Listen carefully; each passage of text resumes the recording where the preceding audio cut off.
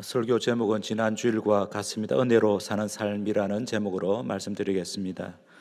지난 주일에 아람 나라의 나아만 장군이 하나님의 은혜로 나병을 치료받고 새로운 인생을 시작하게 된 사건을 살펴보았습니다. 그런데 나아만으로 하여금 하나님의 은혜 속에서 살아가도록 큰 도움을 주었던 두 사람이 있었습니다. 한 사람은 나아만의 여종이고 또 한 사람은 엘리사 선지자였습니다. 설교를 준비하면서 떠올랐던 로마서의 말씀이 있습니다. 로마서 10장 13절에서 15절입니다.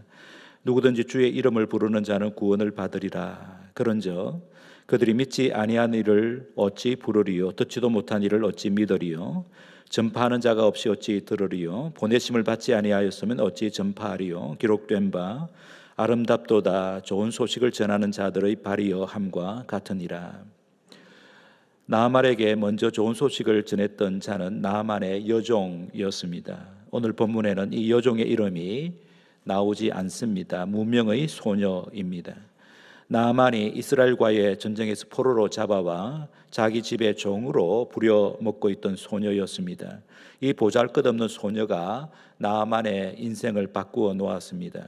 먼저 이 소녀에게서 우리가 얻을 수 있는 교훈들 세 가지를 찾아보겠습니다. 첫째는 우리의 처지가 아무리 어려워도 간증할 수 있는 은혜가 우리에게 있다는 교훈입니다.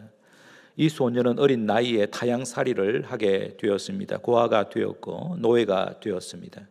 자기 힘으로는 고향으로 되돌아갈 수 없는 신세가 되었습니다. 이 세상에서 가장 최악의 형편에 처한 사람의 대표가 되기에 충분한 소녀였습니다.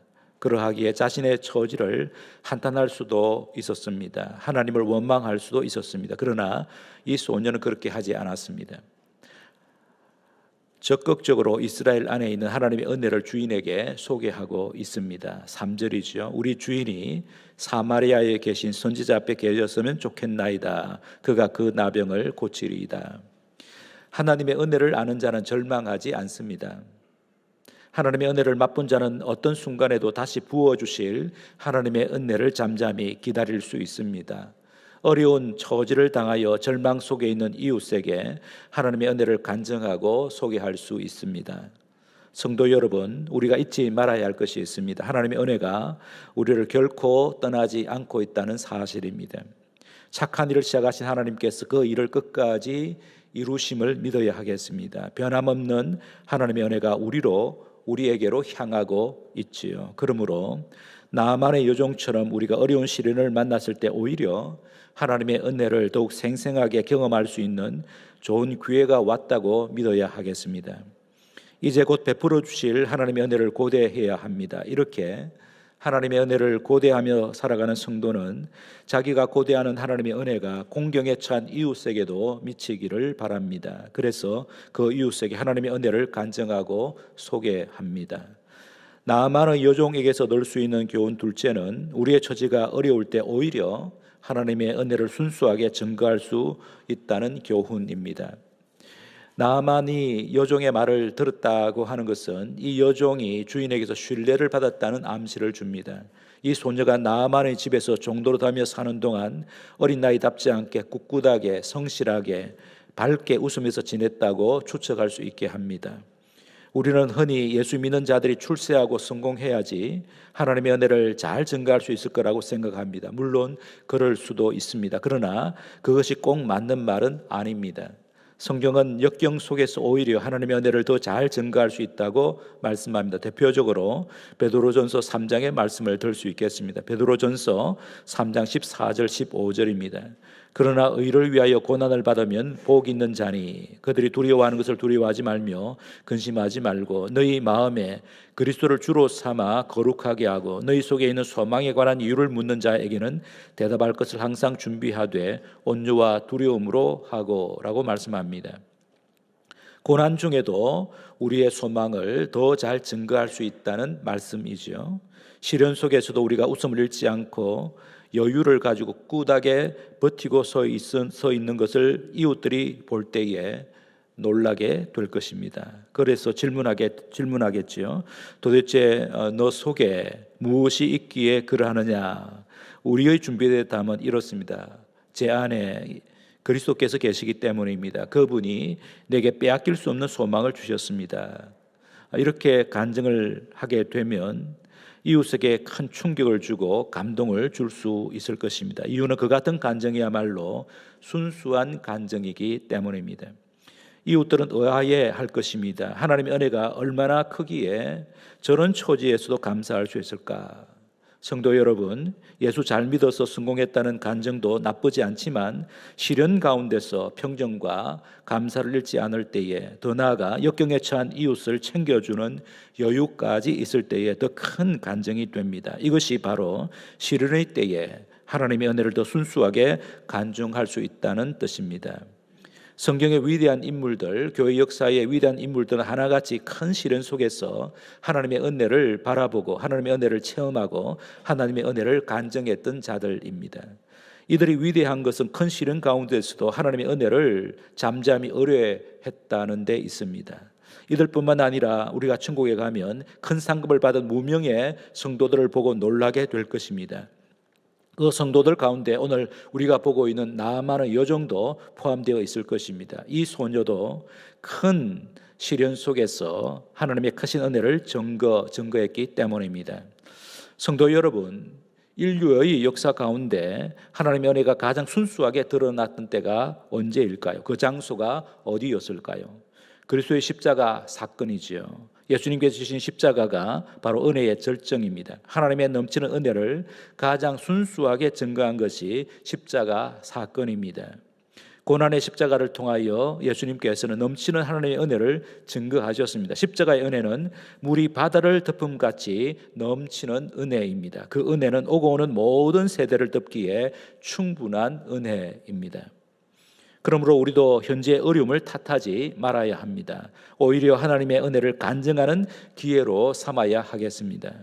하나님의 은혜는 시련 가운데서 보다 더 순수하게 증거될 수 있다는 사실을 잊지 말아야 하겠습니다. 그렇습니다. 시련은 우리의 믿음을 단련합니다. 시련은 결국 우리를 하나님의 은혜를 증거하는 사명자로 만듭니다. 하나님의 일꾼치고 시련을 겪지 않은 사람은 없습니다. 저와 여러분, 지금 시련 중에 있습니까? 그 시련을 하나님의 은혜를 증가하는 방편으로 사용하시기 바랍니다. 그러면 반드시 하나님의 넘치는 은혜를 경험하게 될 것입니다. 그 은혜는 자신은 물론 이웃에게까지 흘러넘쳐서 그들을 새롭게 변화시킬 것입니다. 나아만의 여종에게서 얻을 수 있는 교훈 마지막 셋째는 모든 사람은 하나님의 은혜가 필요한 우리의 이웃이라는 교훈입니다. 여기 나아만의 여종은 자신을 불행하게 만든 나아만에게 원한을 품을 수도 있었습니다. 나아만을 주인으로 모시고 있지만 증오를 가득 품고 마지 못해서 모실 수도 있었습니다. 그래서 나아만 장군이 나병에 걸린 것을 기뻐할 수도 있었겠지요. 아람 나라는 이스라엘을 괴롭히는 나라이기 때문에 그 나라에서 가장 큰 장군이 나병에 걸려 죽는 것은 이스라엘에게 유익한 일이고 그것이 하나님의 뜻이라고 생각할 수도 있었을 것입니다. 그래서 나아만 장군이 속히 죽기만을 기다릴 수 있지요. 이 소녀가 그리 한다고 해도 나무랄 수 없을 것입니다. 그러나 이 소녀는 나아만 장군을 불쌍히 여겼습니다. 자기 주인이 하나님의 은혜를 받고 나병을 깨끗이 고침받으면 좋겠다고 생각했습니다. 이 소녀의 마음은 참으로 곱고 아름다웠습니다. 예수님께서 말씀하신 복 있는 사람이지요. 남을 긍휼히 여기는 자요 마음이 온유한 자였습니다. 이러한 마음을 갖기가 쉽지 않음을 우리의 경험을 통해서 잘 알고 있습니다. 우리는 믿었던 사람들에게서 가끔 실망할 때가 있지요. 실망이 지나치면 원망이 생기고 미워하기까지 합니다. 어떻게 저렇게 비열을 할 수 있을까? 어떻게 저렇게까지 이기적일 수 있을까? 어떻게 저렇게 배은망덕할 수 있을까? 그러다가 원수처럼 여기게 됩니다. 나에게뿐만 아니라 하나님 나라의 원수처럼 생각되기도 하지요. 저 인간은 하나님의 교회를 허무는 자야, 하나님의 영광을 가리는 자야. 저런 사람은 사라졌으면 좋겠어. 하나님께서 곧 심판하시고야 말 거야. 그래서 어느덧 우리는 사람을 판단하고 심판하는 자리에 앉게 됩니다. 여러 가지 증거를 들어서 그 사람을 비방하고 욕하고 저주까지도 할 수 있습니다. 하나님도 나처럼 그렇게 생각하실 거라고 자위하기도 합니다. 그러나 이것은 크게 잘못하는 것이지요. 심판은 오직 하나님의 권한입니다. 우리는 어떤 경우라도 남을 심판하고 저주할 권리가 없습니다. 권리가 있다면 하나님의 은혜가 풍성하기를 비는 권리입니다. 하나님, 저분에게 큰 은혜를 베풀어 주시옵소서. 나보다도 저분에게 더 큰 은혜를 베풀어 주시옵소서. 인간적으로 미운 사람, 도무지 이해가 안 되는 행동을 하는 사람에게 더더욱 하나님의 은혜가 필요하지 않을까요? 용서하고 이해하고 두둔해지고 사랑으로 충고하고 기도해 주어야 합니다. 이것이 은혜 받은 성도가 가져야 할 마땅한 자세입니다. 예수님께서도 자기를 십자가에 못 박고 조롱하던 무리들을 위하여 용서하는 기도를 올리셨습니다. 예수님께서 십자가를 지신 것은 온 세상의 죄인들에게 하나님의 은혜를 내려주시기 위해서였습니다.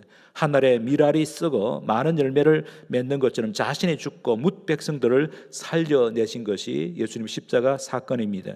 성도 여러분, 누가 행복한 자일까요?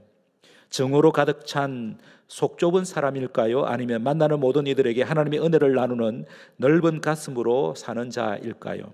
이 여종은 정말 인생을 아는 자, 행복을 아는 자였습니다. 하나님의 은혜를 아는 자였습니다. 자기 주인에게 오직 한 가지 하나님의 은혜가 필요함을 알았습니다. 그래서 하나님의 은혜를 주인에게 소개한 것이죠. 신약 성경의 표현으로 한다면 이 소녀는 예수님의 마음을 소유한 복 있는 자요, 복을 나누는 자였습니다. 나만이 문둥병, 나병을 고침받고 돌아와서 어떻게 이 소녀에게 보답했을까요? 성경은 침묵합니다. 적어도 한 가지는 추측할 수 있겠습니다. 나만 장군이 이스라엘에서 가지고 온 흙으로 제단을 쌓고 거기서 하나님의 제사를 올렸을 것인데 그 광경을 본 소녀의 심정이 어떠했을까요? 원수 나라의 장군이 하나님을 섬기게 되리라고는 감히 상상하지 못했을 것입니다. 주인의 가정이 하나님을 섬기는 가정이 된 것을 목격하면서 이 소녀는 하나님의 놀라운 은혜에 감사했을 것이 분명합니다. 이제 나만과 이 소녀는 하나님을 예배하는 한 가족이 된 것입니다. 이 소녀는 아람 나라에 하나님의 나라를 심은 사람입니다. 다시 말해서 이 소녀는 하나님께서 아람 나라에 하나님의 나라를 세우기 위하여 파송한 선교사였습니다. 설교 서두에 소개했던 로마서 9절처럼 이 소녀는 아름답도다 좋은 소식을 전하는 자의 발이여 라고 하는 이 구절에 적합한 사람이라고 할 수 있겠습니다. 성도 여러분, 하나님께서 우리를 통하여 하시기 원하시는 일이 무엇일까요? 많이 있겠지만 그 중에 하나, 하나님의 은혜를 감사하고 그 은혜를 풍성하게 나누는 공동체를 세우는 것 아니겠습니까? 그 공동체가 바로 하나님의 나라입니다. 하나님의 나라란 하나님의 은혜 속에서 함께 어울려 사는 공동체입니다. 교회가 바로 그런 곳이 되어야 하지요. 하나님의 은혜를 함께 누리고 나누는 공동체가 바로 건강한 교회입니다. 이런 공동체를 확산시키기 위하여 우리는 우리의 삶의 현장에서 하나님의 은혜를 전하는 자들이 되어야 할 것입니다. 무명의 소녀처럼 말입니다. 성도 여러분, 사람을 미워해서는 사람을 결코 얻을 수 없습니다. 사람을 얻고 살리는 길, 하나님의 나라를 이루는 일은 오직 사랑으로 하나님의 은혜를 나눌 때만 가능합니다. 하나님의 은혜를 받고 여기까지 왔습니까? 하나님의 은혜를 거저 받았으므로 거저 나누어야 할 것입니다. 아무 조건 없이 하나님의 은혜를 나누시기 바랍니다. 여러분이 머무는 곳은 하나님의 은혜가 필요한 곳입니다. 선교가 다른 것이 아니지요. 하나님의 은혜를 갖고 가는 것이 선교입니다. 하나님의 은혜를 나누는 것이 선교입니다. 우리의 소명은 모든 사람들이 하나님의 은혜 속에 있게 하는 것입니다. 이것이 먼저 은혜 받은 우리만이 할 수 있는 특권입니다. 나만의 여종처럼 하나님의 은혜를 증가하고 나누는 일에 열심을 내는 저와 여러분 되시기를 주님의 이름으로 축복합니다.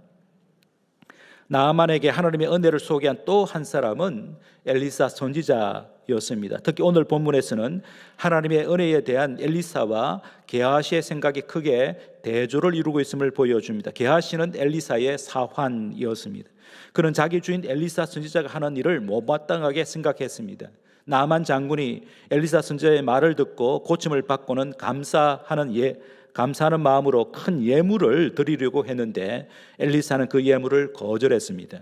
자기 주인의 그러한 처사를 게하시는 이해할 수 없었습니다. 그 당시 이스라엘에는 선지 학교가 여러 군데 있었습니다. 오늘날의 신학교쯤으로 생각할 수 있겠습니다.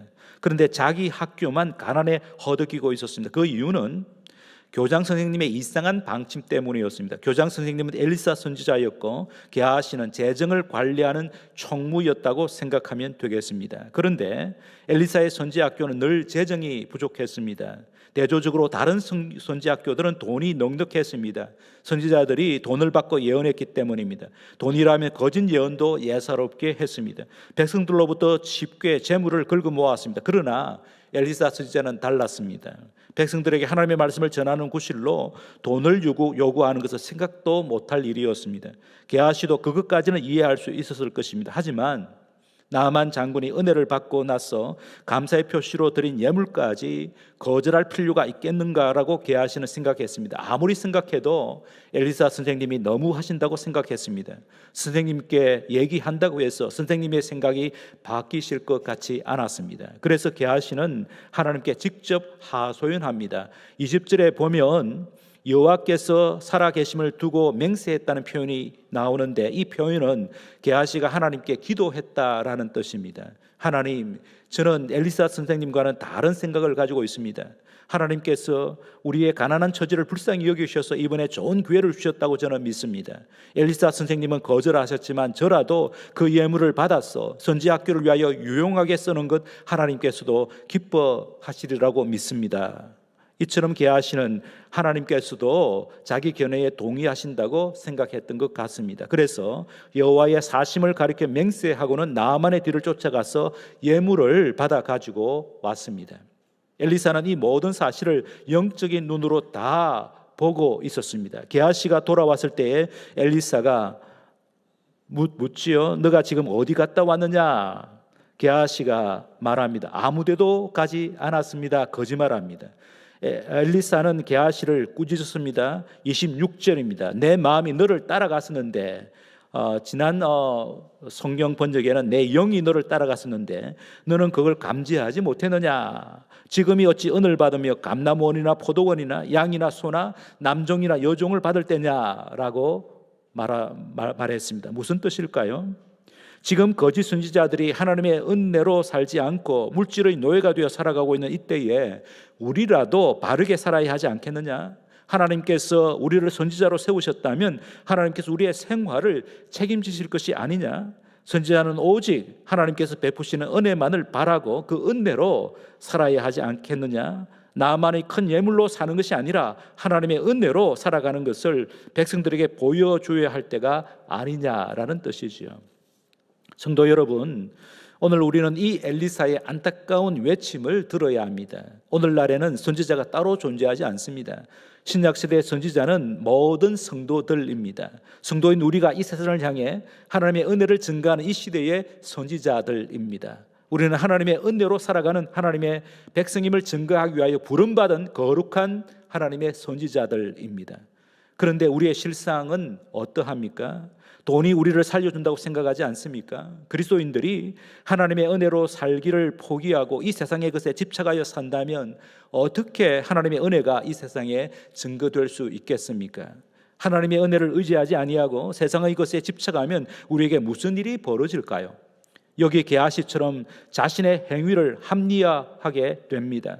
세상 사람들처럼 사는 것 어찌할 수 없는 일이라고 변명하지요. 세상과 타협할 수밖에 없는 구실을 댑니다. 먼저 내 자신부터 챙겨야 한다고 생각합니다. 손에 안 보려고 발부둥치게 되지요. 경쟁에서 이기기 위하여 이기적이 됩니다. 요령을 피웁니다. 출세를 위하여 무슨 일이든지 합니다. 때로는 아첨하고 때로는 남을 여지없이 짓밟습니다. 어떻게 해서라도 성공하려고 욕심을 부립니다. 욕심에 눈이 멀어 부정부패에 가담하기도 합니다. 사기도 치고 거짓말도 합니다. 요행수를 바랍니다. 결국 이런 식으로 살면 어떻게 될까요? 오늘 본문 27절입니다. 엘리사가 게하시에게 이렇게 말합니다. 그러므로 나반의 나병이 내게 들어 내 자손에게 미쳐 영원토록 이르리라 하니 게하시가 그 앞에서 물러나오매 나병이 발하여 눈같이 되었더라. 나만의 나병이 게하시에게로 옮겨졌습니다. 이 비참한 결과에 대하여 우리는 남의 일처럼 여겨서는 안 될 것입니다. 이것은 남 얘기가 아니라 세속에 집착하여 살아가는 오늘의 그리스도인들에게 자신의 영적 실상을 보게 하는 거울과도 같은 말씀입니다. 너희들이 그리스도인의 정체성을 잃어버리고 세상에 타협하여 결국 영적으로 나병한 자가 되어 있지 않은지 너 자신을 살펴보라 라는 뜻이 되겠습니다. 하나님의 은혜로 살아가야 할 백성이 이 모양 이 꼴이라면 하나님의 명예가 어떻게 되겠습니까? 자기들과 하나도 다르지 않은 모습을 보고서 세상 사람들은 우리를 욕할 뿐 아니라 하나님까지도 욕하지 않겠습니까? 너희들이 삶에 아무런 변화도 주지 못하는 그런 하나님을 믿어서 뭐 하겠느냐? 너나 잘 믿고 잘 살아라 하지 않겠습니까? 그러므로 성도 여러분, 지금은 하나님을 믿는다고 말하는 우리 한 사람 한 사람에게서부터 삶의 내적 혁명이 일어나야 할 때입니다. 하나님의 은혜를 정말 순수하게 드러내는 개혁 운동을 조용히 펼쳐야 할 때입니다. 하나님의 은혜를 바르게 드러내기 위해서는 엘리사처럼 깨끗하고 정직하고 성실하게 살기를 고집해야 할 것입니다. 그렇게 살아가는 우리들을 향해서 세상 사람들이 이렇게 말할 것입니다. 그렇게 해서 너희들이 어떻게 경쟁 사회에서 버텨낼 수 있겠느냐? 살벌한 세상에서 어떻게 살려고 그렇게 어리석게 살아가느냐? 너희들이 그렇게 산다고 이 세상이 달라지겠느냐? 대충 타협하고 살지 왜 그렇게 어렵게 살아가고 있니? 라고 말할 것입니다. 그러면 저와 여러분은 뭐라고 대답하시겠습니까? 우리의 대답은 한 가지밖에 없습니다. 인간의 생각으로는 망할 것 같지만 우리 하나님께서 도와주십니다. 하나님의 은혜가 있습니다. 이것이 우리의 간증이고 우리의 믿음입니다. 이 대답을 해야 되지 않겠습니까? 우리가 이렇게 말한다고 해서 그들이 이해할 수 있겠습니까? 그러므로 우리는 하나님의 은혜가 우리의 삶 가운데 실제함을 구체적으로 보여주어야 합니다. 여기엔 인내와 시간도 필요할 것입니다. 그러면 언젠가는 그들도 넘치는 하나님의 은혜 앞에 무릎 꿇게 될 날이 오게 될 것입니다. 은혜로우신 하나님께서 반드시 살아계셔서 은혜를 베푸실 것이기 때문입니다. 물론 우리는 이 세상에서 뱀같이 지혜로워야 합니다. 그러나 동시에 비둘기같이 순결해야 합니다. 이 세상의 지배정신에 타협해서는 안 됩니다. 끝까지 정도를 걸어야 합니다. 세상 사람들이 우리를 보고 있지요. 그들이 우리를 보고 평가하는 것은 우리가 얼마나 부자가 되었느냐, 얼마나 성공했느냐가 아닙니다. 얼마나 진실하게 살고 있느냐를 보고 있지요. 그러므로 감동을 주는 삶, 신선한 충격을 주는 삶을 살아야 할 당위성이 우리에게 있습니다. 어떻게 사는 것이 세상 사람들에게 감동을 주는 삶일까요? 말씀드린 대로 오직 하나님의 은혜로 살아가는 삶입니다. 하나님의 은혜로 만족하는 삶이지요. 성도 여러분, 엘리사처럼 하나님의 은혜를 바라며 깨끗하게 살아가는 삶을 이 세상에 보여주시기 바랍니다. 이것이야말로 우리가 하나님의 은혜를 증가하는 최고의 방편입니다. 이제 말씀을 정리하겠습니다. 하나님의 은혜 없이 살아갈 인생은 아무도 없습니다. 이 사실을 알든 모르든 상관없이 하나님께서는 모든 세상 사람들에게 은혜를 베풀고 계십니다. 그 은혜로 사람들이 생존하고 있습니다. 그 가운데서 하나님께서는 우리에게 남다른 은혜를 주셨습니다. 하나님의 자녀가 되는 은혜이지요. 그러나 하나님의 자녀가 된 것은 은혜의 시작일 따름입니다. 하나님께서는 자기 자녀들에게 날마다 새로운 은혜를 부어주십니다. 시련의 때에는 더 큰 은혜를 베풀어 주십니다.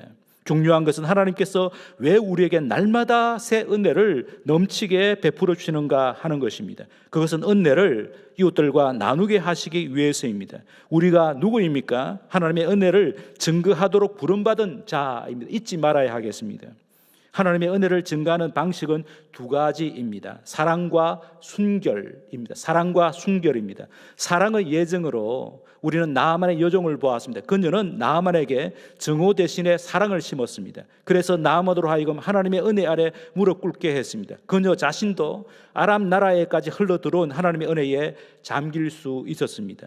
은혜를 증거하는 또 하나의 방식은 순결입니다. 이 순결의 예정으로 우리는 엘리사를 보았습니다. 하나님의 은혜는 세상의 주류 정신을 거부하고 거룩하게 살려고 몸부림치는 자들을 통하여 순수하게 증거되는 것입니다. 성도 여러분, 이 사랑과 순결은 오늘 우리에게 정말 필요합니다.